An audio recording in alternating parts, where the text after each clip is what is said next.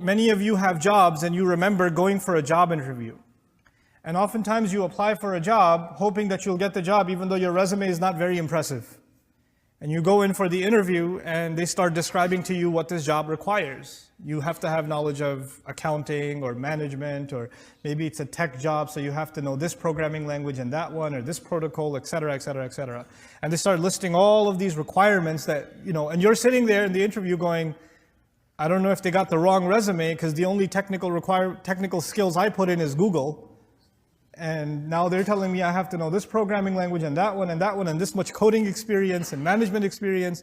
And as the guy is telling you all these job descriptions, you're sitting there embarrassed, like maybe he should just let me go now instead of humiliating me further, And after he's done describing all of this and you're clearly not qualified, he turns to you and says, congratulations, you start tomorrow.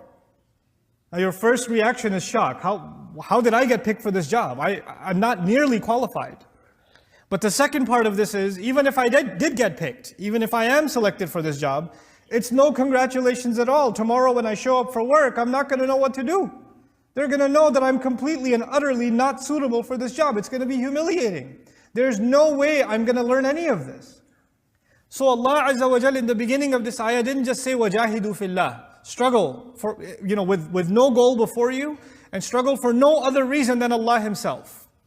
Make efforts towards Islam. But that wasn't enough. He said, حَقَّ جِهَادِهِ. As is worthy of him. So let's understand that phrase. As is worthy of that struggle, or the struggle that is made for him. Think about this. When you and I pray, do we pray in the way that Allah deserves? Or when we thank Allah, do we thank Allah to the amount that Allah deserves to be thanked? Or when we obey Allah or remember Allah, always going to fall short. My salah is never going to be worthy of Allah, actually. At the end of it all, it's going to have lots of errors. It's going to have lots of shortcomings. My mind will wander, And then Allah Azza wa Jal only knows if it's good enough. And so we have to beg Him at the end of our prayer, رَبَّنَا تَقَبَّلْ مِنَّا, Master, accept from us.